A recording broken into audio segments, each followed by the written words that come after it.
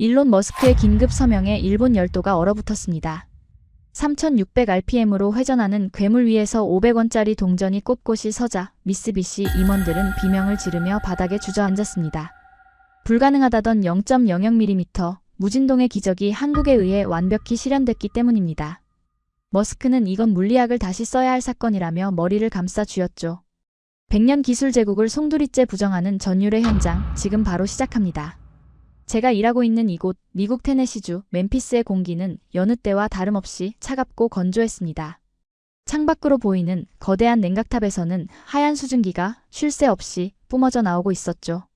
일반인들의 눈에는 그저 삭막한 공장지대처럼 보이겠지만 우리 같은 엔지니어들에게 이곳은 일종의 성지나 다름없습니다. 바로 일론 머스크가 사활을 걸고 만든 세계 최대의 AI 데이터 센터 콜로서스의 심장부니까요. 저는 이곳의 시스템 총괄을 맡고 있는 수석 엔지니어 켄지입니다. 제 손끝 하나에 엔비디아의 최신형 AI 반도체 10만 개가 춤을 춥니다. 솔직히 말씀드리면 저는 꽤나 거만한 사람이었습니다. 일본 미쓰비시 중공업에서 20년간 터빈을 설계했고 그 실력을 인정받아 이곳 실리콘밸리 제국의 한복판으로 스카웃되었으니까요. 제 책상 위에는 늘 그렇듯 식어버린 에스프레소 한 잔과 3개의 모니터가 놓여 있었습니다. 모니터 화면 속 그래프들은 마치 잔잔한 파도처럼 안정적인 초록색 곡선을 그리고 있었죠. 그 평온한 그래프를 보며 저는 묘한 우월감에 젖어 있었습니다. 왜냐고요? 이 거대한 AI 괴물에게 전기를 먹여 살리는 발전 설비가 바로 제 조국인 일본 미쓰비시의 기술력을 바탕으로 설계되었기 때문입니다. 완벽해. 역시 기계는 거짓말을 하지 않아. 저는 의자를 뒤로 젖히며 혼잣말을 내뱉었습니다. 미국인들은 소프트웨어는 잘 만들지 몰라도 이렇게 쇳덩어리를 깎아서 0.01mm의 오차도 없이 조립하는 장인 정신은 부족합니다. 독일의 지멘스 아니면 우리 일본의 미쓰비시 정도는 되어야 이 뜨거운 열기를 견디는 가스터빈을 만들 수 있죠. 기계공학의 세계에서 국적은 곧 계급입니다. 1티어는 일본과 독일, 2티어는 미국과 이탈리아. 그리고 그 밑바닥 어딘가에 이름도 기억나지 않는 아시아의 작은 나라들이 있겠죠. 저는 그렇게 믿어 의심치 않았습니다. 적어도 그날 아침 머스크가 제 사무실 문을 부서져라 열고 들어오기 전까지는 말입니다. 켄지, 당장 상황 보고해. 평소 냉철하기로 소문난 일론 머스크의 목소리가 갈라져 있었습니다. 그의 등장과 동시에 평온했던 제 모니터 화면에 경고등이 들어오더군요. 붉은색 알람. 전력 예비율이 3% 미만으로 떨어졌다는 치명적인 신호였습니다. 상황은 생각보다 심각했습니다. 우리가 돌리는 AI 모델이 다음 단계로 진화하기 위해 학습량을 폭발적으로 늘리자 전력 소비량이 기하급수적으로 치솟은 겁니다. 쉽게 비유하자면 일반 가정집 두꺼비집에 대형 공장 기계를 연결한 꼴이었죠. 전선이 녹아내리기 일보 직전이었습니다. 하지만 저는 당황하지 않았습니다. 아니, 당황할 필요가 없다고 생각했죠. 해결책은 교과서에 나와 있으니까요. 저는 아주 침착하게 마치 철없는 아이를 타이르는 선생님처럼 머스크에게 대답했습니다. 보시다시피 과부하입니다. CEO. 해결책은 간단합니다. 발전기를 더 돌려야 합니다. 지금 있는 이동식 터빈으로는 어림도 없어요. 제대로 된 대형 가스터빈, 그것도 H클래스급 괴물이 최소 5기는 더 필요합니다. 머스크가 신경질적으로 머리를 쓸어넘기며 되물었습니다. 그걸 누가 몰라? 그래서 언제 가져올 수 있는데? 저는 책상 위에 놓인 두꺼운 매뉴얼 파일처를 툭 치며 여유롭게 말했습니다. 미쓰비시 본사에 확인해봤습니다. 아시겠지만 지금 전 세계가 AI 붐이라 터빈 주문이 꽉 차 있습니다. 우리 대기 순번이 147번이더군요. 통상적인 제작 기간과 배송, 설치, 시운전까지 감안하면 빠르면 2029년 상반기쯤 가능합니다. 3년. 저는 그게 당연하다고 생각했습니다. 가스터빈은 붕어빵처럼 찍어내는 게 아닙니다. 1600도의 불지옥을 견뎌야 하는 인간이 만든 가장 정교한 기계입니다. 안전을 검증하고 설계를 수정하고 장인이 부품 하나하나를 깎는 시간. 그 기다림은 명품을 얻기 위한 당연한 대가였죠. 감히 돈 좀 있다고 새치기 할 수 있는 영역이 아니란 말입니다. 그런데 그때 머스크의 반응은 제 예상과는 전혀 달랐습니다. 그는 분노를 넘어 저를 경멸하는 눈빛으로 쳐다보더군요. 2029년? 켄지, 자네 지금 제정신이야? 3년 뒤면 AI 전쟁은 이미 끝나 있어. 난 지금 당장 전기가 필요하다고. 내일 당장 전기를 만들어낼 수 있는 놈을 찾아오란 말이야. 저는 억울했습니다. 아니, 황당했죠. 물리적으로 불가능한 걸 요구하니까요. 저는 엔지니어로서의 자존심을 걸고 딱 잘라 말했습니다. 불가능합니다.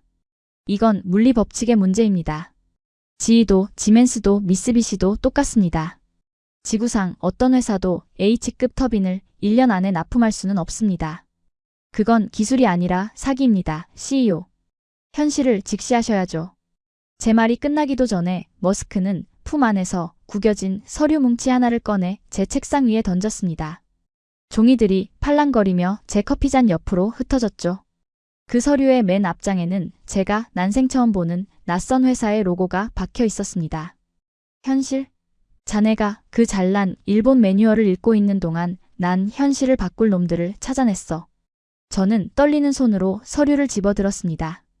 영문으로 적힌 계약서. 공급사는 두산 에너빌리티. 두산? 한국 기업이었습니다. 그리고 그 아래 적힌 납기일을 본 순간 저는 제 눈을 의심할 수밖에 없었습니다. 2026년 2월. 오늘이 2월 4일인데 납기가 2월이라고? 이건 말도 안 됩니다. 이미 배에 실었다는 뜻이잖아요. 저는 헛웃음을 터뜨리며 고개를 저었습니다. 이건 100% 사기극이거나 아니면 어디서 쓰다 버린 고철 덩어리를 주워온 게 분명했습니다. CEO 속으신 겁니다. 한국이요? 걔네들 불과 10년 전만 해도 우리 미쓰비시 도면 없으면 나사 하나 못 조이던 친구들입니다. 카피캣이라고요. 게다가 1600도를 견디는 H클래스를 1년 만에 만들어서 가져온다. 제가 제 엔지니어 생명을 걸고 장담하건대 그 기계는 돌리자마자 폭발할 겁니다. 멤피스 전체가 날아간다고요? 제 목소리는 격앙되어 있었습니다. 감히 삼류가 인류의 영역을 침범하려 하다니. 그것도 저급한 상술로 말이죠. 하지만 머스크는 이미 마음을 굳힌 듯 차가운 미소를 지으며 문고리를 잡았습니다. 폭발할지 안 할지는 두고 보면 알겠지. 켄지, 자네가 틀렸기를 기도해. 왜냐하면 그 카피캣들이 보낸 배가 지금 멤피스 항구에 들어오고 있거든. 쾅. 문이 닫혔습니다. 사무실에는 다시 정막이 흘렀지만 제 심장은 불쾌하게 요동치기 시작했습니다. 모니터 속의 붉은 경고등이 마치 저를 비웃는 것 같더군요. 저는 서류에 적힌 코리아라는 단어를 노려보며 식어버린 커피를 단숨에 들이켰습니다. 쓴맛이 혀끝에 감돌았습니다. 도대체 저들이 뭘 가져왔다는 걸까요?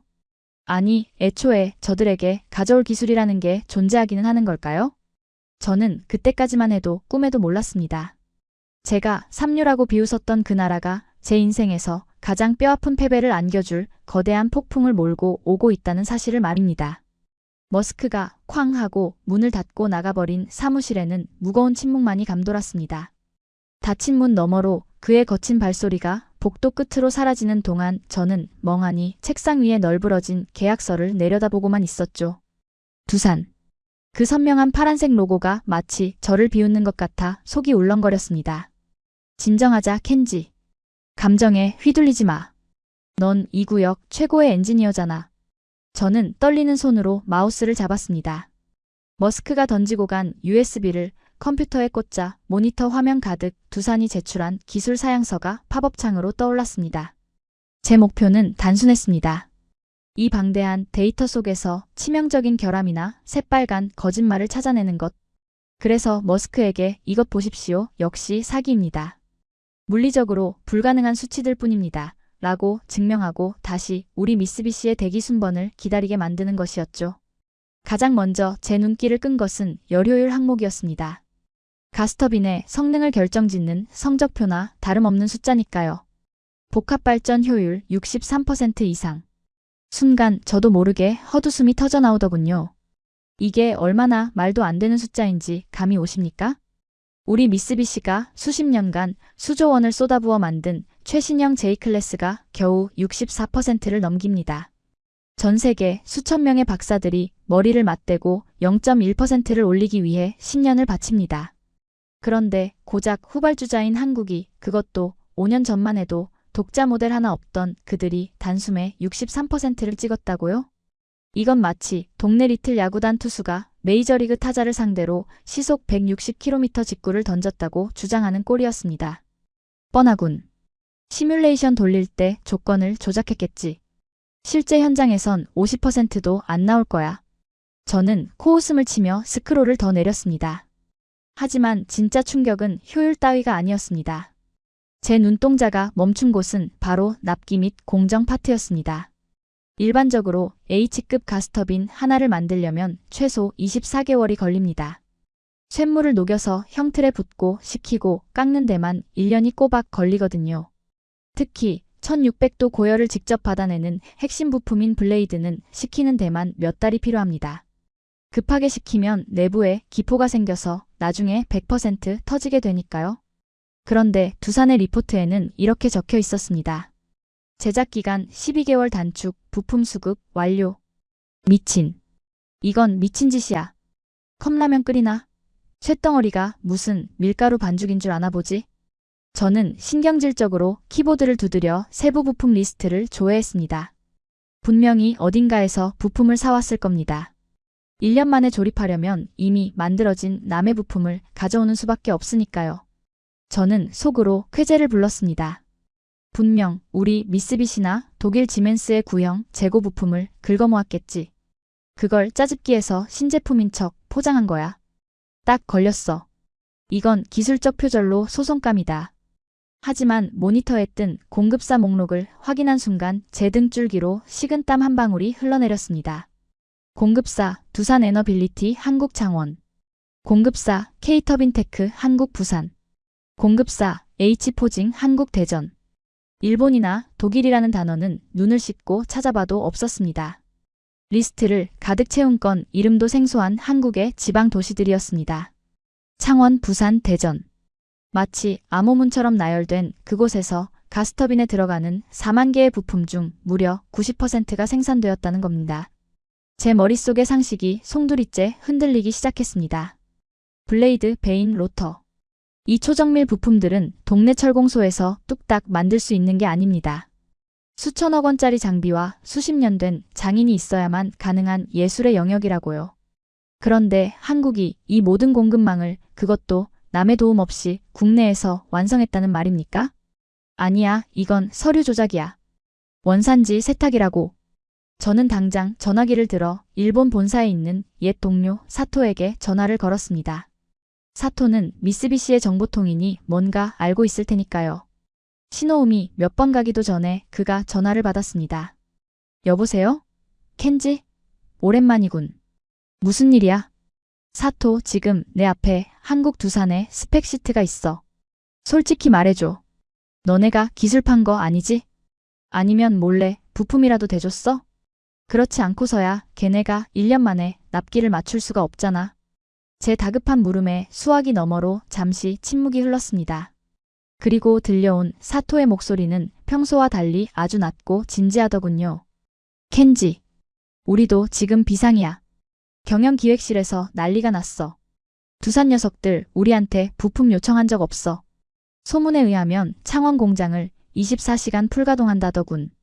한국 중소기업 300개를 연합군처럼 묶어서 부품을 찍어내고 있대. 그게 말이 돼? 품질 관리가 된다고? 그게 무서운 점이야.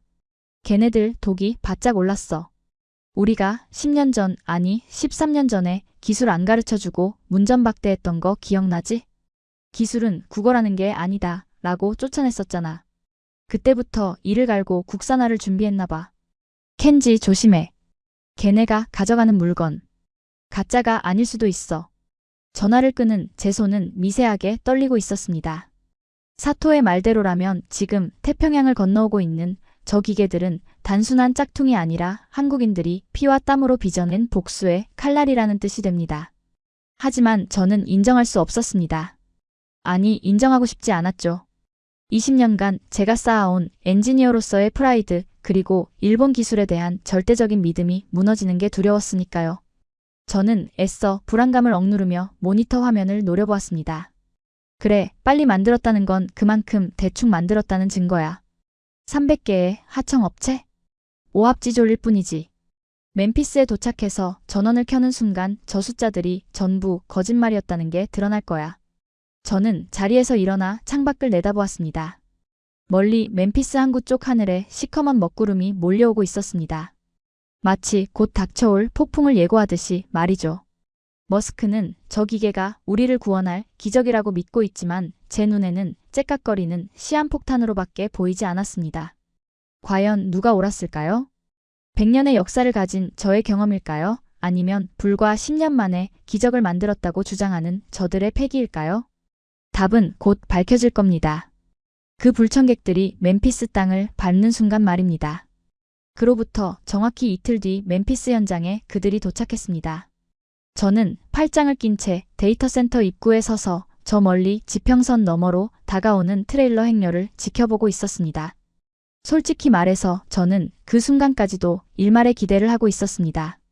급조된 기계들이 배송 중에 파손되었거나 포장을 뜯었을 때 여기저기 녹이 슬어있는 촌극이 벌어지기를 바랬죠. 그래야 제가 머스크에게 거보십시오. 싸구려가 다 그렇죠. 라고 말할 명분이 생기니까요. 하지만 제 기대는 트레일러가 정문을 통과하는 순간부터 산산조각 나기 시작했습니다. 보통 건설 현장에 들어오는 중장비들은 기름때가 묻어있거나 투박한 나무 상자에 담겨오기 마련입니다. 그게 이 바닥의 상식이죠.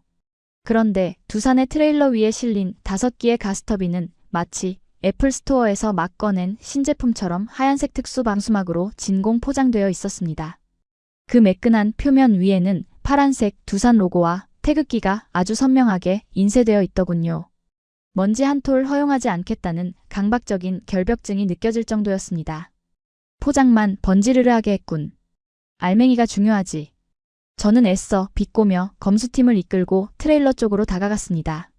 그때 인솔 차량에서 한국 측 엔지니어들이 내렸습니다. 그리고 그들의 첫인상은 제가 20년 전 기억하고 있던 한국 아저씨들의 이미지와는 너무나 달랐습니다. 제 머릿속의 한국 기술자는 기름때 묻은 작업복을 입고 목장갑을 낀 채 빨리빨리를 외치며 뛰어다니는 땀냄새 나는 이미지였습니다. 믹스커피를 종이컵에 타 마시며 담배를 피우는 그런 70년대식 산업 역군 말입니다. 하지만 차에서 내린 30여 명의 한국팀은 달랐습니다. 그들은 전원 다크 네이비 색상의 슬림한 유니폼을 맞춰 입고 있었고 손에는 담배 대신 1리터짜리 거대한 텀블러를 하나씩 들고 있었습니다. 투명한 텀블러 안에서 얼음이 달그락거리는 소리가 들리더군요. 영하에 가까운 날씨에 아이스 아메리카노라니. 마치 혈관에 카페인을 주입해서 기계처럼 움직이겠다는 의지처럼 보여 섬뜩하기까지 했습니다. 그들의 리더로 보이는 남자가 제게 다가왔습니다. 30대 중반쯤 되어 보이는 젊은 팀장 박이었습니다. 반갑습니다, 켄지 씨. 우린 준비됐습니다. 그의 영어는 유창했고 태도는 기분 나쁠 정도로 차분했습니다. 보통 납기가 1년이나 단축된 현장에 오면 허둥지둥하거나 긴장한 기색이 역력해야 정상입니다. 하지만 박 팀장의 눈빛은 마치 산책 나온 사람처럼 건조했죠. 저는 기선을 제압하기 위해 일부러 까칠하게 나갔습니다. 반갑지 않습니다, 미스터 박. 우리는 지금 시간이 없어요. 당장 설치 매뉴얼과 종이 도면 50세트 가져오세요. 우리 검수팀이 하나하나 대조해봐야 하니까. 보통 이러면 트럭에서 종이 뭉치를 꺼내느라 진땀을 뺍니다. 두꺼운 도면 수천 장을 현장 바닥에 깔아놓고 허둥대는 꼴을 보며 훈수를 둘 생각이었습니다. 그런데 박 팀장은 표정 하나 변하지 않고 자신의 가슴팍에서 얇은 태블릿 PC 하나를 꺼내 제게 건네더군요. 종이 도면은 안 씁니다. 여기 QR코드 찍으시면 저희 클라우드 서버에 접속됩니다. 3D 모델링, 부품 리스트, 공정 현황까지 실시간으로 보실 수 있습니다. 뭐라고요? 제가 당황해서 태블릿을 받아들자 화면 속에 멤피스 현장에 3D 지도가 떴고 가스터빈이 설치될 위치와 배선도까지 증강현실처럼 겹쳐서 보였습니다. 손가락으로 부품을 터치하니 제조 일자, 검수 담당자 이름, 심지어 강도 테스트 결과값까지 팝업으로 뜨더군요. 저희는 디지털 트윈으로 작업합니다. 굳이 종이 넘기며 시간 낭비하실 필요 없습니다. 아, 그리고 한국 본사 상황실에서도 지금 이 현장을 모니터링 중입니다. 순간 뒤통수를 한 대 얻어맞은 기분이었습니다. 저는 아날로그의 꼼꼼함을 무기로 삼으려 했는데 저들은 이미 디지털의 속도로 무장하고 있었습니다. 일본 미쓰비시가 도장 찍힌 서류 결제를 받으러 다닐 때 한국은 지구 반대편에서 태블릿 하나로 현장을 지휘하고 있었던 겁니다. 시스템은 그럴듯하군요. 하지만 기계는 소프트웨어가 아닙니다. 쇳덩어리는 거짓말을 안 하죠. 저는 태블릿을 돌려주며 본체 검수를 지시했습니다. 포장 뜯어. 1호기 블레이드부터 확인한다. 거대한 진공 포장이 찢겨나가고 드디어 한국산 H클래스 가스터빈의 실체가 드러났습니다. 길이 13m, 무게 300톤의 육중한 금속 괴물. 아침 햇살을 받아 번쩍이는 그 자태에 현장에 있던 미국 인부들조차 와우 하며 탄성을 내뱉었습니다. 저는 매의 눈으로 터빈의 핵심인 로터와 블레이드 쪽으로 다가갔습니다. 이곳이 가장 기술력이 드러나는 부위입니다. 주조 기술이 부족하면 표면에 미세한 기포 자국이 있거나 연마 상태가 고르지 못하거든요. 저는 장갑을 벗고 맨손으로 블레이드 표면을 훑었습니다. 흠집 하나라도 찾아내서 이거 불량이야 라고 소리칠 준비를 하면서 말입니다. 그런데 손끝에 닿는 감촉이 기괴할 정도로 매끄러웠습니다. 마치 금속이 아니라 유리를 만지는 듯한 느낌. 나노 단위까지 연마된 표면은 제 얼굴이 거울처럼 비칠 정도였습니다. 용접 부위는 아예 찾을 수도 없었습니다. 보통은 용접 자국이 지렁이처럼 남기 마련인데 이건 마치 3D 프린터로 한 번에 찍어낸 것처럼 이음새가 완벽하게 녹아들어 있었습니다. 이게 주조품이라고? 깎아서 만든 게 아니라?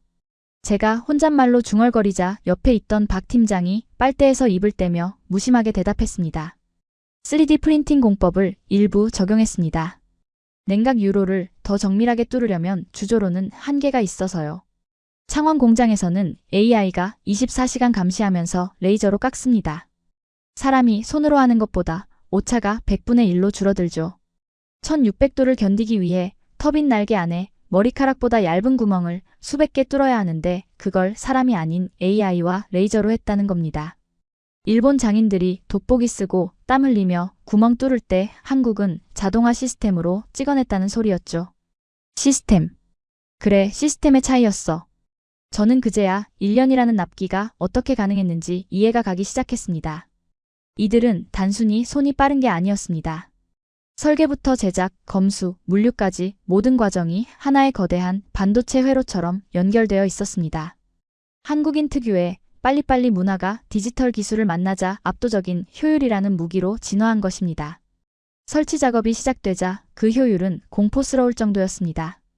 크레인이 부품을 내리면 아래서 기다리던 엔지니어들이 말 한마디 없이 착착 조립해 나갔습니다. 고성도, 욕설도, 담배 연기도 없었습니다. 그저 드릴 소리와 태블릿 체크하는 소리, 그리고 가끔씩 아이스 아메리카노 얼음 흔드는 소리만 들릴 뿐이었죠. 마치 잘 훈련된 특수부대의 작전을 보는 것 같았습니다. 그 모습을 지켜보던 제 등 뒤로 식은땀이 흘렀습니다. 제가 알던 추격자 한국은 이제 없었습니다. 지금 제 눈앞에 있는 건 낡은 매뉴얼을 붙들고 있는 우리 일본을 비웃기라도 하듯 저만치 앞서 달려가고 있는 디지털 괴물들이었습니다. 하지만 저는 인정할 수 없었습니다. 아니, 인정하면 안 됐습니다. 겉모습이 번지르르하다고 성능까지 좋을 수는 없으니까요. 그래, 조립은 잘할 수 있어. 레고 블록 맞추는 거랑 똑같으니까.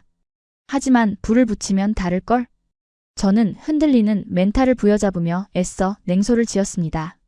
겉만 매끈한 저 쇳덩어리가 1600도의 화염을 만나는 순간 비명을 지르며 녹아내릴 것이라고 주문을 걸었죠. 그렇게라도 생각하지 않으면 제 20년 엔지니어 인생이 통째로 부정당할 것만 같은 공포가 밀려왔기 때문입니다. 이건 기계가 아니야. 거대한 세트장이야.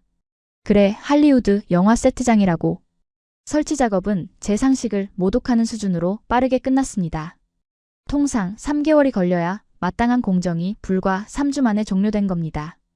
한국팀이 썰물처럼 빠져나간 뒤 텅 빈 데이터 센터 한복판에 덩그러니 놓인 5개의 가스터빈을 보며 저는 숨이 턱 막혀오는 것을 느꼈습니다. 너무나 완벽했습니다. 그게 문제였습니다. 기계라는 건 특히 이런 거대 플랜트 설비는 설치 과정에서 유격이 생기고 배선이 꼬이고 바닥에 기름때가 좀 묻어 있어야 정상입니다.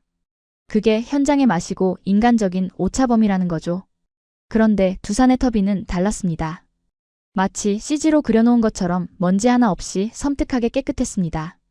용접 부위는 현미경으로 들여다봐도 비드 자국 하나 없이 매끈했고 바닥에는 나사 하나 굴러다니지 않았습니다. 흡사, 수술실, 아니 영안실 같은 차가운 정적만이 감돌고 있었죠. 저는 목을 조여오는 넥타이를 거칠게 잡아당겨 느슨하게 풀었습니다.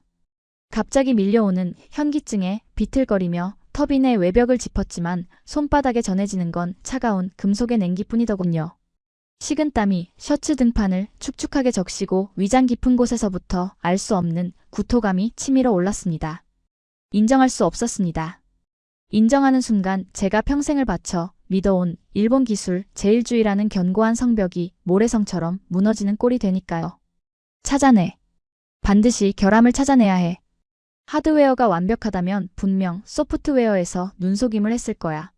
저는 먹잇감을 찾는 하이에나처럼 눈을 번뜩이며 중앙통제실로 뛰어 들어갔습니다. 제 목표는 단 하나, 그들의 제어 로직을 뜯어내 치명적인 오류를 찾아내는 것. 효율 63%는 물리적으로 불가능하니 분명 안전장치를 몰래 해제해놓은 꼼수를 썼을 거라고 확신했거든요. 저는 소스 코드를 한 줄 한 줄 훑어내려갔습니다. 제 눈동자가 모니터 위를 쉴 새 없이 오갔고 마우스를 쥔 오른손은 덜덜 떨리고 있었습니다. 제발, 제발 나와라. 변수 설정 오류든 뭐든 하나만 걸려라. 그런데 코드를 읽어내려갈수록 제 호흡은 점점 더 거칠어졌습니다. 마침내 냉각 제어 알고리즘 파트에 도달했을 때 저는 그대로 얼어붙고 말았습니다. 이게 뭐야? 이 코드는 도대체. 제가 예상했던 무식한 연료 분사가 아니었습니다. 두산의 제어 시스템은 터빈 내부의 온도 센서 5,000개 데이터를 단순한 PID 제어가 아닌 독자적인 신경망 AI가 0.001초 단위로 분석하고 있었습니다. 경악스러운 건 방식이었습니다. 기존 방식이 온도가 오르면 물을 뿌리는 식이라면 이 시스템은 연소실 내부의 화염 형상을 실시간으로 예측해서 0.5초 뒤에 가장 뜨거워질 좌표에 미리 핀포인트로 냉각 공기를 쏴주고 있었습니다. 쉽게 말해 일본과 독일이 소방호스로 불을 끄고 있을 때 한국 놈들은 저격총으로 불씨만 골라 저격하고 있었던 겁니다. 코드는 간결했고 아름다웠으며 소름 끼칠 정도로 완벽했습니다. 말도 안 돼. 이건 논문에서나 보던 이론이야. 한국 따위가 믹스커피나 타 마시던 놈들이 이 정도 레벨의 AI 로직을 짰다고? 저도 모르게 책상을 주먹으로 쾅 내리쳤습니다. 손등이 찢어지는 고통 따위는 느껴지지도 않았습니다. 이건 반칙입니다. 아니 기계공학에 대한 모독입니다. 저는 참을 수 없는 분노와 열등감에 사로잡혀 당장 박 팀장을 호출했습니다. 잠시 후 박 팀장이 들어왔습니다. 여전히 한 손에는 얼음이 가득 담긴 아이스 아메리카노를 들고 말이죠. 그의 저 건조하고 무심한 표정이 저를 미치게 만들었습니다. 호출하셨습니까, 켄지 수석님? 저는 모니터를 손가락질하며 고래고래 소리를 질렀습니다. 목소리가 흉하게 갈라졌지만 체면을 차릴 겨를이 없었습니다. 이봐요, 박. 당신들 제정신이야? 안전마진을 이렇게 타이트하게 잡으면 어떡해요? 예측 제어? 웃기지 말라고 해. 센서 하나만 튀어도 바로 과열로 폭발합니다. 멤피스를 불바다로 만들 셈이야? 저는 침까지 튀겨가며 엔지니어로서의 양심을 걸고 따지는 척했습니다.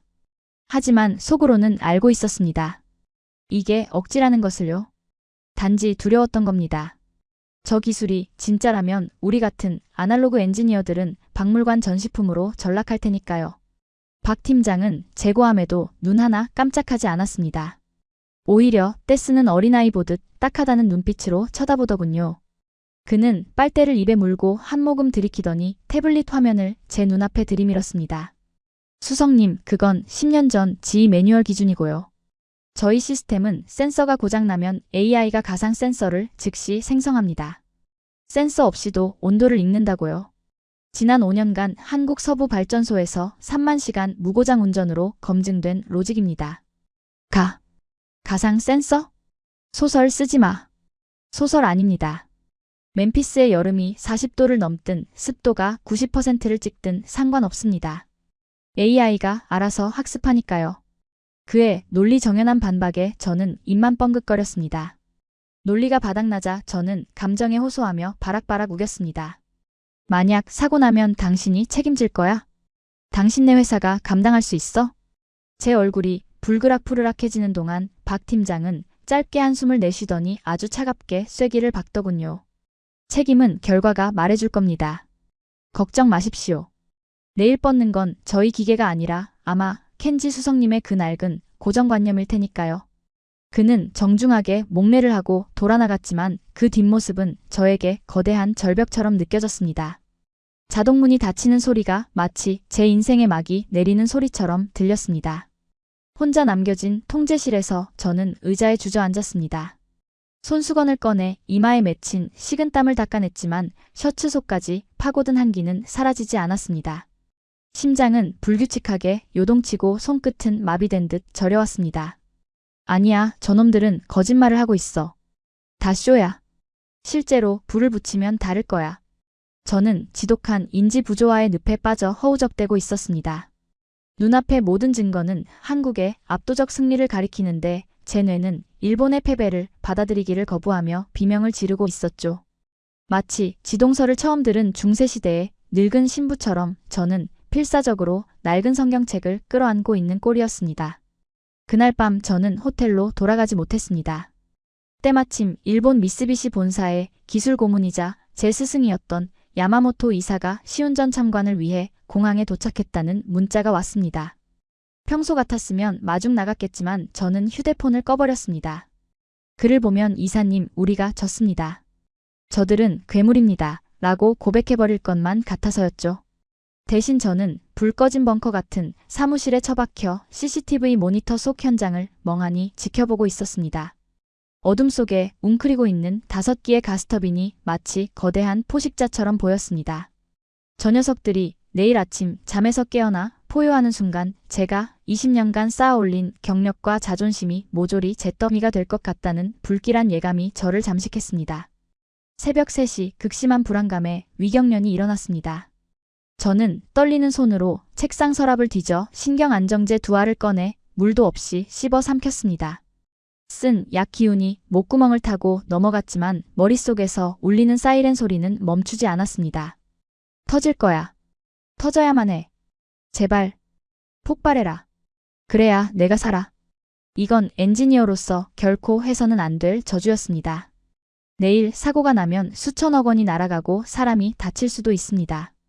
하지만 그때 저는 너무나도 비겁하고 약해 빠진 인간이었습니다.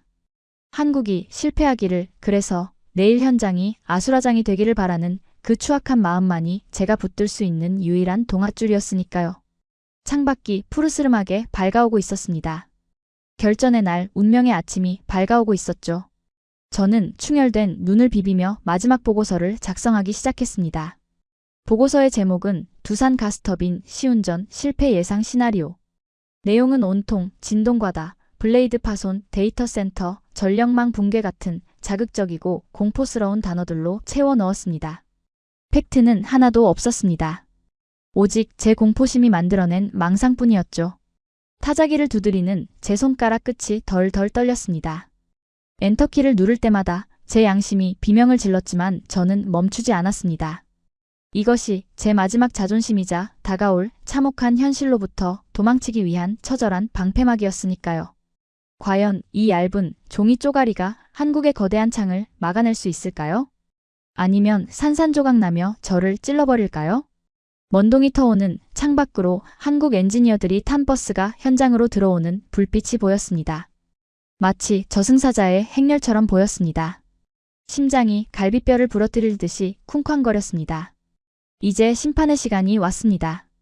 아침 8시. 운명의 시간은 잔인할 정도로 정확하게 찾아왔습니다. 밤새 한숨도 못 잔 저는 퀭한 눈으로 중앙통제실 한 구석에 서 있었습니다. 유리창 너머로 보이는 거대한 터빈실에는 한국 엔지니어들이 마지막 점검을 위해 분주히 오가고 있었죠. 마치 곧 출격하는 전투기 조종사들처럼 비장해 보였습니다. 하지만 그 고요한 긴장감은 곧 들이닥친 진짜 주인들에 의해 산산조각 나고 말았습니다. 비켜, 비켜. 여기가 어디라고 함부로 서 있어? 거친 고함과 함께 통제실의 두꺼운 방음 문이 활짝 열렸습니다. 제가 그토록 피하고 싶었던 사람 미쓰비시 중공업의 전설이자 제 스승인 야마모토 이사가 수행원들을 대동하고 들어온 것입니다. 그의 등장은 그 자체로 위압적이었습니다. 7순이 넘은 나이에도 꼿꼿한 허리 한 올의 흐트러짐도 없는 백발 그리고 코끝에 걸친 금태 안경. 그는 마치 자신의 영지에 시찰 나온 영주처럼 오만하게 주변을 둘러보더군요. 저를 포함한 모든 미쓰비시 파견 직원들이 일제히 허리를 90도로 굽혔습니다. 오셨습니까, 이사님? 하지만 야마모토 이사는 우리의 인사를 받는 둥 마는 둥 하더니 곧장 메인 콘솔 앞에 앉아있는 박 팀장에게 성큼성큼 다가갔습니다. 그리고는 다짜고짜 박 팀장이 보고 있던 모니터를 자신의 지팡이 끝으로 툭툭 쳤습니다. 이봐, 자네. 여기가 어딘 줄 알고 감히 앉아있나? 상석은 주인이 앉는 곳이야. 비켜. 그것은 명백한 하대였습니다. 박 팀장이 천천히 고개를 들어 그를 쳐다보자 야마모토 이사는 코웃음을 치며 뒤따라 들어온 일론 머스크를 향해 고개를 돌렸습니다. 미스터 머스크, 정말 실망이 큽니다. 아무리 급하셔도 그렇지 어떻게 검증도 안 된 장난감을 이 귀한 데이터 센터에 드립니까? 이건 도박이 아니라 자살행위입니다. 통제실의 공기가 순식간에 얼어붙었습니다. 머스크는 팔짱을 낀 채 무표정하게 껌을 씹으며 야마모토를 응시했습니다.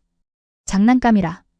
야마모토 씨, 당신네 회사가 3년 뒤에나 주겠다는 그 물건을 이 친구들은 1년 만에 가져왔소. 그게 능력 아닌가요? 머스크의 반문에 야마모토 이사의 얼굴이 붉게 달아올랐습니다. 자존심에 금이 간 그는 해서는 안 될 말을 내뱉기 시작했습니다. 그가 지팡이로 박 팀장의 어깨를 쿡쿡 찌르며 말하더군요.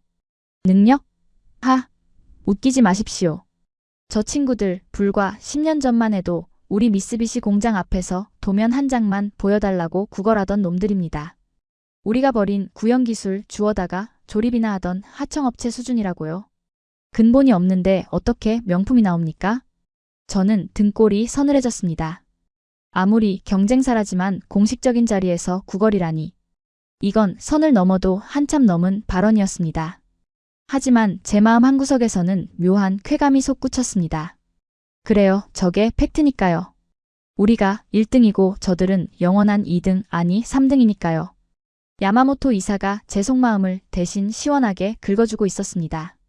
미스터 머스크, 제가 장담할건데 저 기계들 버튼 누르는 순간 1분도 못 가서 터집니다. 1600도? 쟤네 합금 기술로는 어림도 없어요.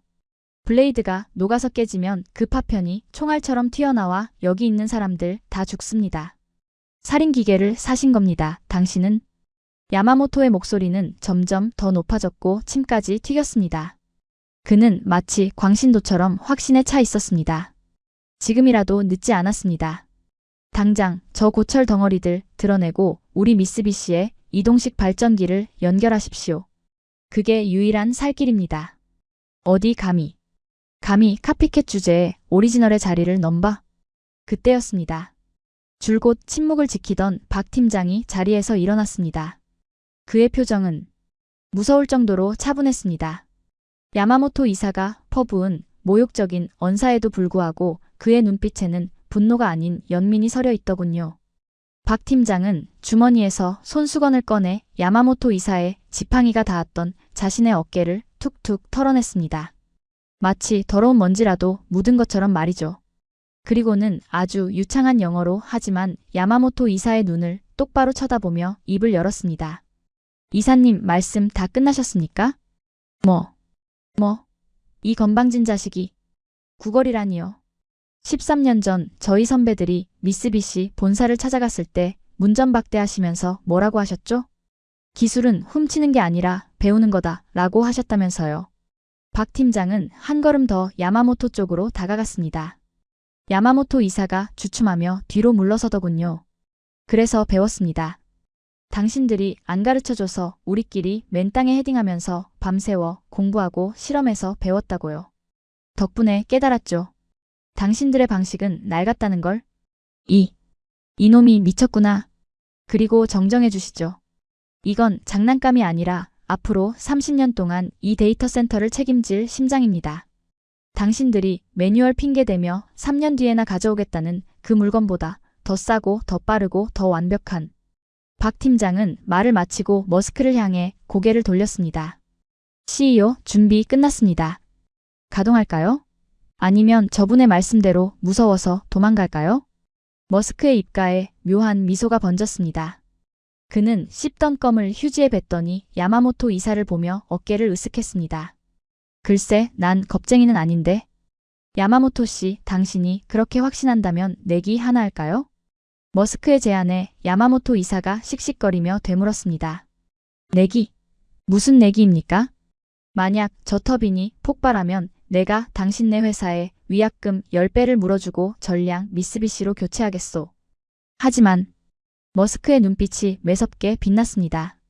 만약 저게 정상적으로 돌아간다면 당신은 지금 이 순간부로 내 눈앞에서 그리고 이 업계에서 영원히 사라져 주시오. 내 데이터 센터에 낡은 사고방식을 가진 사람은 필요 없으니까.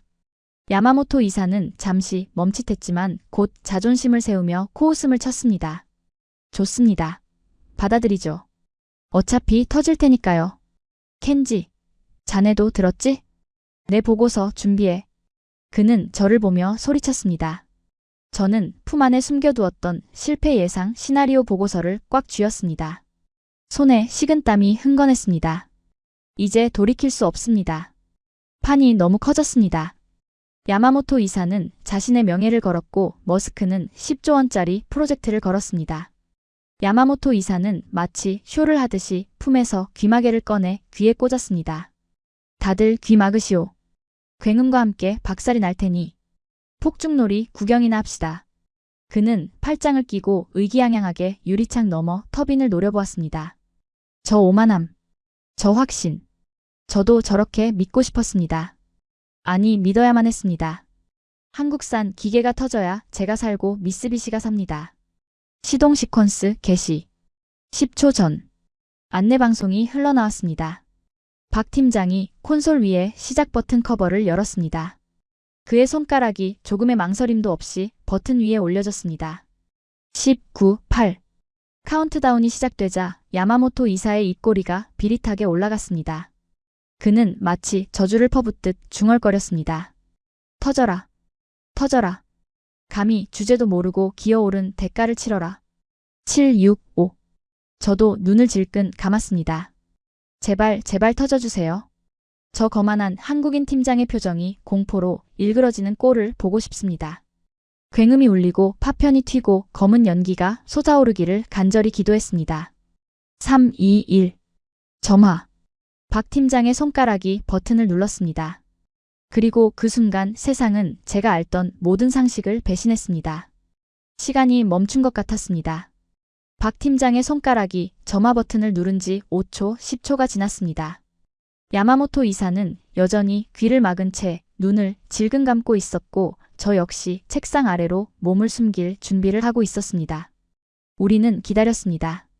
이 건물이 떠나갈 듯한 굉음과 바닥을 뒤흔드는 진동 그리고 마침내 터져나올 폭발음을 말이죠. 하지만 아무 일도 일어나지 않았습니다. 들려오는 것이라곤 통제실 에어컨이 돌아가는 미세한 우웅 소리와 제 가슴 속에서 미친 듯이 뛰고 있는 심장 소리뿐이었습니다. 고요했습니다.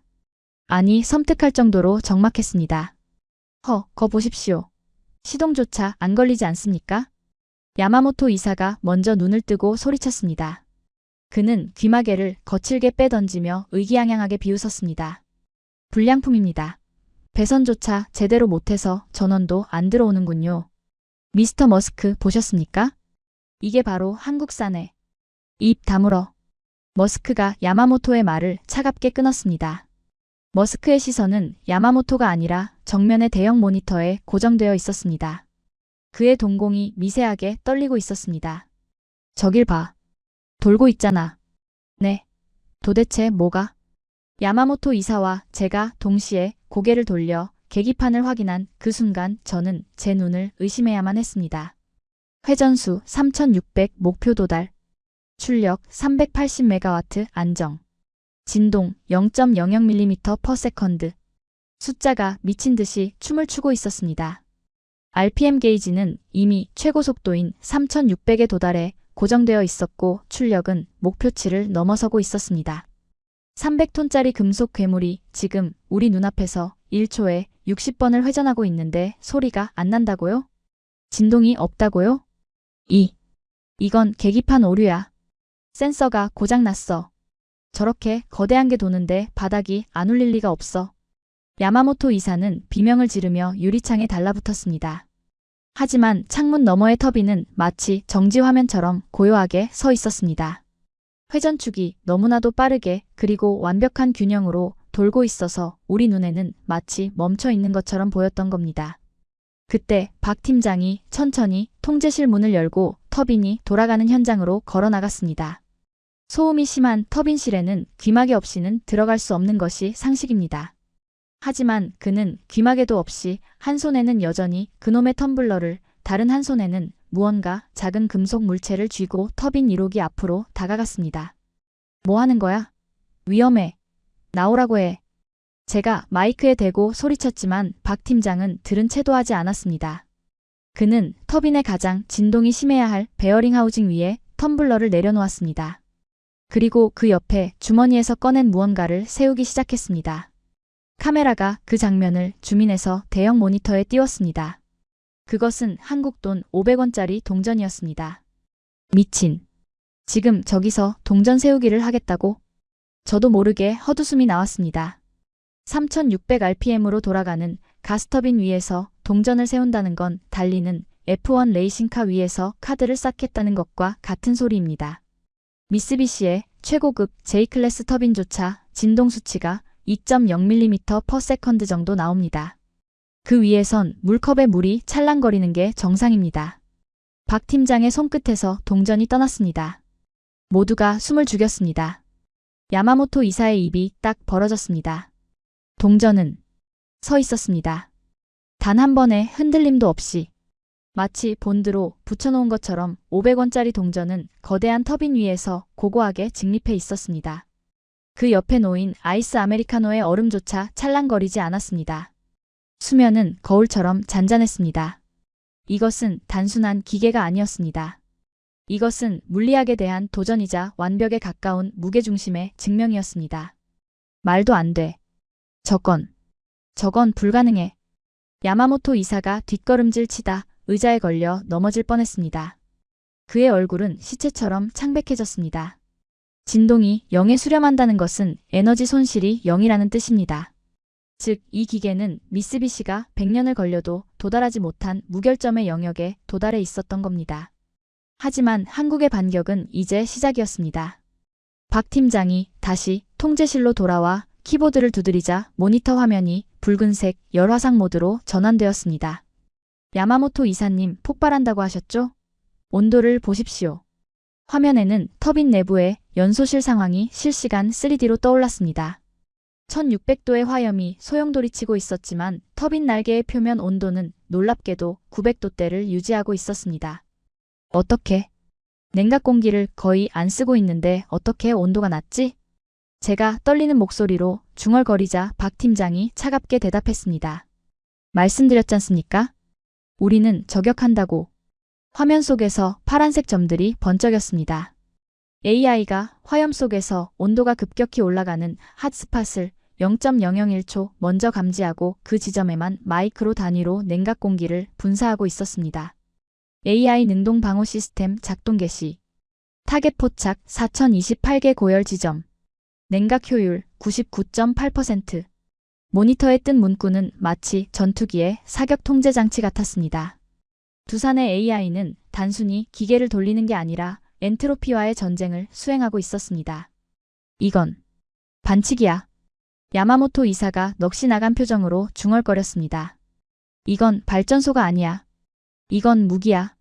어떻게 민간 기업이 군사 등급의 추적 알고리즘을 가지고 있냐고. 그의 멘탈은 완전히 가루가 되었습니다. 그가 평생 믿어온 장인 정신이라는 아날로그의 가치가 한국의 압도적인 디지털 화력 앞에서 처참하게 짓밟힌 것입니다. 그때 머스크가 야마모토 이사 앞으로 걸어갔습니다. 머스크는 바닥에 떨어진 야마모토의 지팡이를 주워들었습니다. 그리고 그것을 야마모토에게 건네주는 대신 툭 하고 쓰레기통 옆으로 던져버렸습니다. 내기 결과가 나왔군. 야마모토. 머스크는 모니터 구석에 뜬 최종 효율 수치를 손가락으로 가리켰습니다. 효율 64.2%, 세계 신기록. 세계 신기록이었습니다. 기존의 모든 이론적 한계를 1.2%나 뛰어넘은 기적 같은 숫자였습니다. 당신네 미쓰비시가 10년 뒤에나 목표로 했던 숫자를 이 친구들은 오늘 달성했어. 그것도 소음 하나 없이. 머스크는 주머니에서 자신의 스마트폰을 꺼내 야마모토의 얼굴 앞에 들이밀었습니다. 자, 약속대로 하셔야지. 지금 당장 짐 싸서 나가. 그리고 다시는 내 눈앞에, 아니 실리콘밸리 근처에는 얼씬도 하지 마. 당신들의 그 느리고 비싼 고철 덩어리는 이제 박물관에나 어울리니까. 야마모토 이사의 입술이 파르르 떨렸습니다. 그는 무언가 반박하려 했지만 모니터 속의 압도적인 데이터들이 그의 목을 조르고 있었습니다. 그 어떤 변명도 그 어떤 권위도 팩트 앞에서는 무력했습니다. 그는 비틀거리며 일어섰습니다. 다리가 풀려 휘청거리는 그를 수행원들이 부축하려 했지만 그는 거칠게 뿌리쳤습니다. 그리고 마지막으로 터빈을 그 얄미울 정도로 고요하게 돌아가는 한국산 기계를 노려보았습니다. 그의 눈에는 분노가 아닌 공포와 경외심이 서려 있었습니다. 괴물. 놈들은 괴물을 만들었어. 야마모토 이사는 패배자처럼 고개를 떨구고 통제실을 나갔습니다. 닫히는 문틈 사이로 그의 축 처진 어깨가 보였습니다. 100년 기술 제국 일본의 자존심이 오늘 이곳 멤피스에서 한국의 500원짜리 동전 하나에 무릎을 꿇은 것입니다. 통제실에는 잠시 정적이 흘렀습니다. 그리고 누가 먼저랄 것도 없이 현장에 있던 50여 명의 미국 엔지니어들이 일제히 환호성을 질렀습니다. 믿을 수가 없어. 저 동전 봤어? 그들은 박 팀장과 한국 엔지니어들을 둘러싸고 박수를 치기 시작했습니다. 하지만 한국팀은 여전히 정말 기분 나쁠 정도로 침착했습니다. 박 팀장은 쏟아지는 찬사 속에서도 그저 텀블러의 얼음을 아그작 씹으며 태블릿에 뜬 다음 스케줄을 확인하고 있었습니다. 시운전 종료. 데이터 로그 저장 완료. 다음 스텝 그리드 연결 준비합니다. 그 건조한 목소리를 듣는 순간 저는 깨달았습니다. 저들에게 이 기적 같은 성공은 도박이나 운이 아니었습니다. 그저 철저하게 계산된 당연한 결과값이었을 뿐입니다. 저는 조용히 제품 속에 있던 실패 예상 시나리오 보고서를 꺼냈습니다. 그리고 그것을 천천히 아주 잘게 찢어 휴지통에 버렸습니다. 종이 조각들이 눈처럼 흩날리며 떨어졌습니다. 제20년의 오만과 편견도 저 종이 조각들과 함께 쓰레기통으로 사라졌습니다. 저는 떨리는 손으로 제 셔츠 주머니에 꽂혀 있던 미쓰비시 배지를 떼어냈습니다. 그리고 박 팀장에게 다가갔습니다. 이제 제가 해야 할 일은 단 하나였습니다. 패배를 인정하고 새로운 승자에게 경의를 표하는 것. 미스터 박. 제가 입을 열자 그가 무심하게 저를 돌아보았습니다. 가르쳐 주십시오. 당신들의 기술을, 아니 당신들의 그 완벽함을 배우고 싶습니다. 그것은 항복선언이자 새로운 시대의 개막을 알리는 신호탄이었습니다. 배우고 싶다라. 제 간절한 부탁에 박 팀장은 대답 대신 옅은 미소만 지어 보였습니다. 그는 마치 철없는 아이를 보듯 저를 한번 쓱 훑어보고는 다시 태블릿으로 시선을 돌려버리더군요. 거절보다 더 비참한 무시였습니다. 하지만 제가 수치심을 느낄 겨를도 없이 통제실 안의 공기가 급격하게 뒤바뀌기 시작했습니다. 야마모토 이사가 쫓겨나고 채 10분이 지나지 않았을 때였습니다. 제 주머니 속 휴대폰이 미친 듯이 울리기 시작했습니다. 저뿐만이 아니었습니다. 현장에 남아있던 미쓰비시 파견 직원 10여 명의 휴대폰이 일제히 진동하기 시작했죠. 우웅 우웅. 거리는 진동 소리가 마치 공습경보처럼 통제실을 메웠습니다.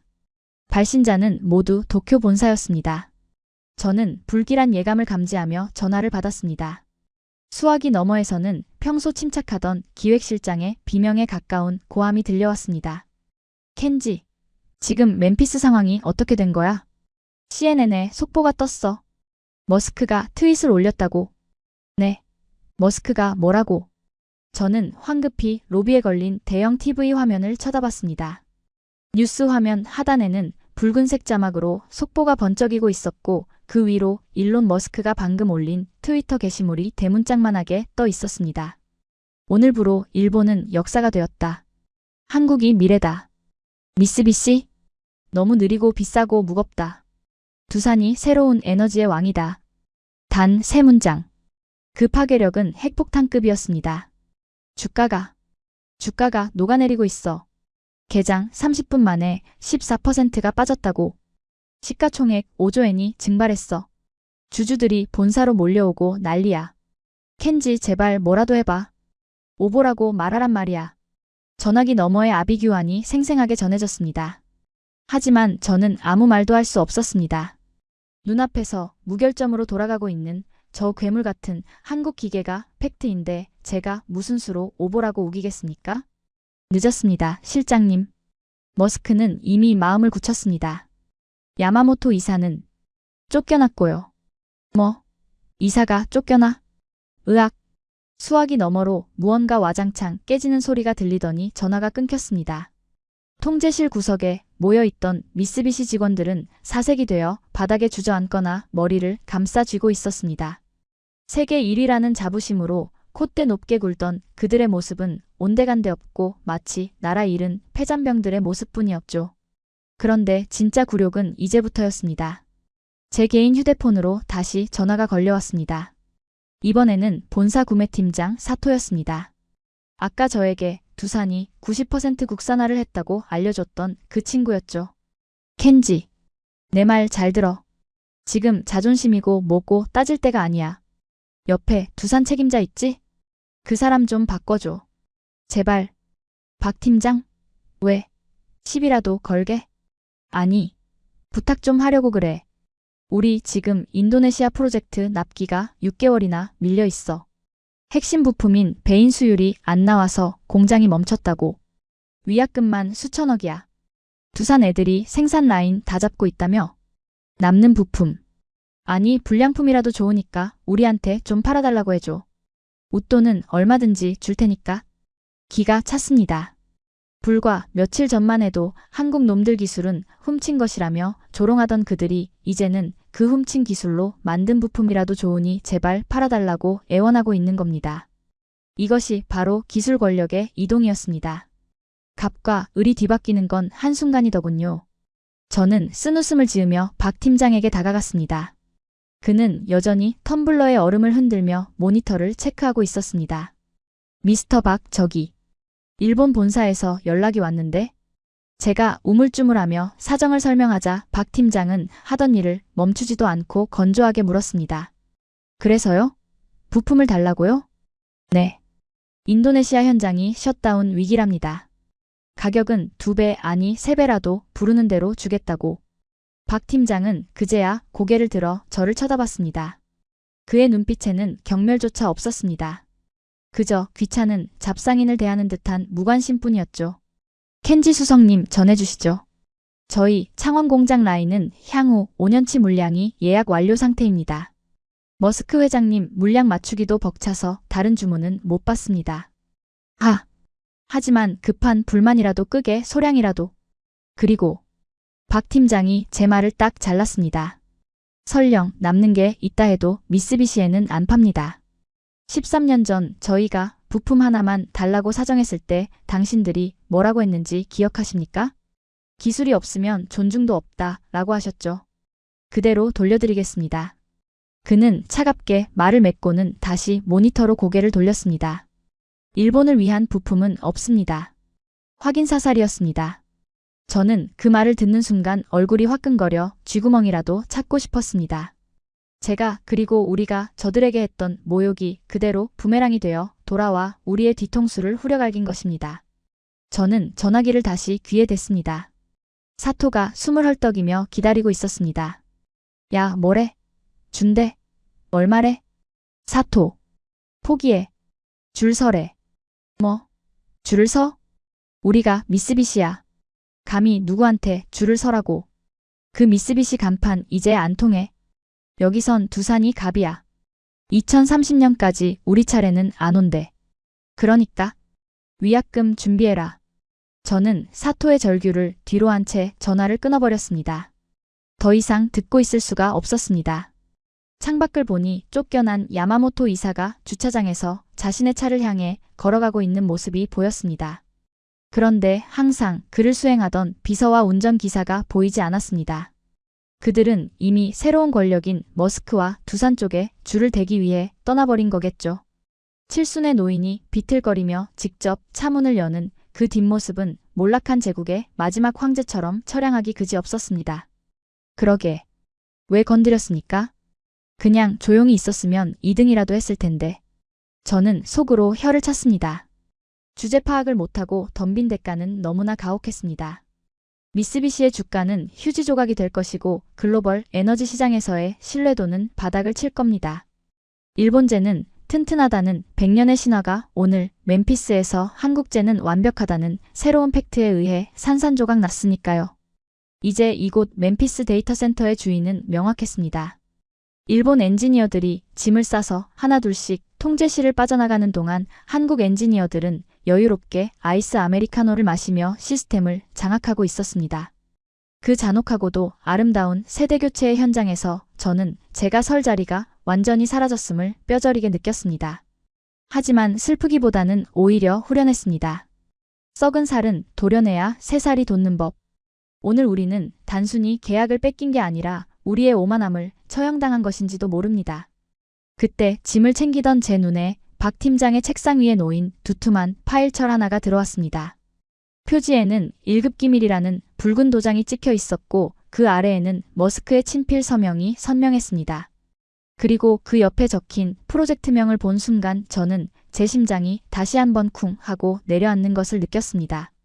가스터빈은 그저 예고편에 불과했던 겁니다. 프로젝트 헬리오스 4세대 SMR 공급 계약서. 파일철의 첫 장을 넘긴 제 손이 미세하게 떨렸습니다. 가스터빈은 그저 시작에 불과했습니다. 아니, 냉정하게 말하면 머스크가 두산의 실력을 검증하기 위해 던져본 테스트 과제였던 겁니다. 그 테스트를 완벽하게, 그것도 압도적인 성적으로 통과하자마자 머스크는 진짜 본게임을 꺼내든 것이죠. 계약 금액란에 적힌 숫자는 0이 너무 많아 한눈에 세기도 힘들었습니다. 대략 10조 원. 이 데이터 센터가 AI 제국으로 완성되기 위해 필요한 무한의 에너지를 결국 한국의 원자력 기술로 채우겠다는 최종 선언문이었습니다. 그것도 보셨습니까? 어느새 짐을 챙겨 나온 박 팀장이 제 옆에 서 있었습니다. 그는 제가 들고 있는 기밀 문서를 보고도 전혀 당황하지 않았습니다. 오히려 올 것이 왔다는 듯 덤덤한 표정이었죠. 이게 사실입니까? 가스터빈만 해도 벅찰 텐데 원전까지? 제가 믿기지 않는다는 표정으로 묻자 박 팀장은 특유의 그 건조한 말투로 대답했습니다. AI는 전기를 마시는 하마입니다. 가스터빈만으로는 탄소 배출 규제를 못 맞춥니다. 결국 답은 원자력뿐이죠. 그리고 전 세계에서 설계, 제작, 시공까지 한 번에 그것도 제 시간에 해낼 수 있는 나라는 저희밖에 없습니다. 그의 목소리에는 일말의 의심도 과장도 없었습니다. 그저 오늘 아침 해가 뜬다는 사실을 말하는 것처럼 당연하게 들렸습니다. 미쓰비시도 원전 기술은 있습니다. 제가 마지막 자존심을 쥐어짜듯 중얼거렸습니다. 하지만 박 팀장은 저를 똑바로 쳐다보며 잔인할 정도로 정확한 팩트를 꽂아 넣었습니다. 기술은 있으시죠. 하지만 속도가 없습니다. 저희는 지난 40년 동안 사막에도 지어봤고 국내에서도 쉬지 않고 지었습니다. 멈춰있던 자전거와 계속 달리는 자전거. 누가 더 균형을 잘 잡겠습니까? 반박할 수가 없었습니다. 일본이 후쿠시마 이후 주춤하고 미국이 금융 논리에 빠져 제조업을 등한시할 때 저들은 묵묵히 쇠를 깎고 용접하며 근육을 키워왔던 겁니다. 그 근육이 오늘 이 멤피스 땅에서 폭발한 것이고요. 박 팀장은 제 손에서 파일철을 부드럽게 가져가 가방에 넣었습니다. 그럼 실례하겠습니다. 다음 주부터는 원전 부지 선정팀이 들어올 겁니다. 켄지 수석님도 계속 계실 건가요? 그 질문은 저에게 비수처럼 꽂혔습니다. 당신 능력이 됩니까? 이 속도를 따라올 수 있습니까? 라고 묻는 것 같았으니까요. 저는 잠시 망설이다가 떼어냈던 미쓰비시 배지를 만지작거리며 대답했습니다. 모르겠습니다. 하지만 한 가지는 확실하군요. 제가 이곳에 남으려면 이제 일본 매뉴얼은 버려야 한다는 것을요. 박 팀장은 처음으로 입가에 옅은 미소를 띄었습니다. 비웃음이 아닌 동료로서의 옅은 호의가 담긴 미소였습니다. 한국어 매뉴얼 필요하시면 보내드리겠습니다. 공부하실 거면 서두르시는 게 좋을 겁니다. 저희는 기다려주지 않거든요. 그는 정중하게 목례를 하고는 뒤도 돌아보지 않고 통제실을 빠져나갔습니다. 자동문 너머로 보이는 주차장에는 이미 한국팀을 태울 버스가 대기하고 있었습니다. 그들은 승리감에 도취되어 샴페인을 터뜨리지도 시끄럽게 떠들지도 않았습니다. 그저 다음 현장, 다음 미션을 향해 조용하고 신속하게 이동할 뿐이었습니다. 그 뒷모습이 마치 잘 벼려진 칼날처럼 서늘하고도 아름다워 보였습니다. 저는 통제실 창가에 서서 그들이 떠나는 모습을 지켜보았습니다. 2026년 2월 4일 오늘 이곳 멤피스의 하늘은 여느 때와 다름없이 푸르지만 지상의 풍경은 완전히 바뀌었습니다. 과거에 저는 한국을 우리를 쫓아오는 귀찮은 2등이라고 생각했습니다. 우리가 가르쳐줘야 할 대상, 우리가 쓰다 버린 기술을 주워 먹는 카피캣이라고 비웃었죠. 하지만 그건 저의 아니 우리 일본의 거대한 착각이었습니다. 그들은 2등이 아니었습니다. 그들은 우리가 잠시 멈춰 서서 과거의 영광을 되새김질하고 있을 때 운동화 끈을 조여 매고 우리를 추월해 저만치 앞서 달려가고 있는 젊은 거인이었습니다. 지금 제 눈앞의 모니터에서는 한국산 가스터빈 5기가 3600rpm으로 그 어떤 진동도 없이 완벽하게 돌고 있습니다. 저 소름 끼치는 정적이야말로 대한민국이 전 세계 엔지니어들에게 보내는 가장 강력한 경고장이자 초대장입니다. 저는 책상 서랍을 열어 20년 동안 고이 모셔두었던 미쓰비시의 사원 수첩을 꺼냈습니다. 낡고 손때 묻은 그 수첩을 쓰레기통에 던져 넣으며 저는 휴대폰을 들어 서점 앱을 켰습니다. 검색창에 입력한 단어는 한국어. 살아남고 싶다면 배워야 합니다. 인정해야 합니다. 이제 에너지의 표준은, 기술의 표준은 도쿄나 베를린이 아니라 서울과 창원에 있다는 것을요. 해는 서쪽으로 지고 있지만 데이터 센터의 불빛은 그 어느 때보다 밝게 타오르고 있습니다. 저 불빛을 만든 건 나의 조국이 아니지만 저는 경외감을 담아 박수를 보낼 수밖에 없습니다. 기술에는 국경이 없다지만 1등에게는 분명한 국적이 있으니까요. 오늘 이야기 어떠셨습니까? 우리는 종종 잊고 삽니다. 우리가 매일 마시는 커피 한 잔 무심코 켜는 전등 불빛 속에 얼마나 치열한 기술 전쟁이 숨어 있는지를요. 그리고 그 전쟁의 최전선에서 대한민국이 얼마나 압도적인 무기로 세계를 놀라게 하고 있는지를 말입니다. 오늘 멤피스에서 들려온 기계음 없는 굉음은 누군가에게는 공포였겠지만 우리에게는 가슴 벅찬 자부심이었습니다. 13년 전 문전박대를 당하던 서름은 이제 전 세계가 줄을 서서 기다리는 K기술의 신화로 바뀌었습니다.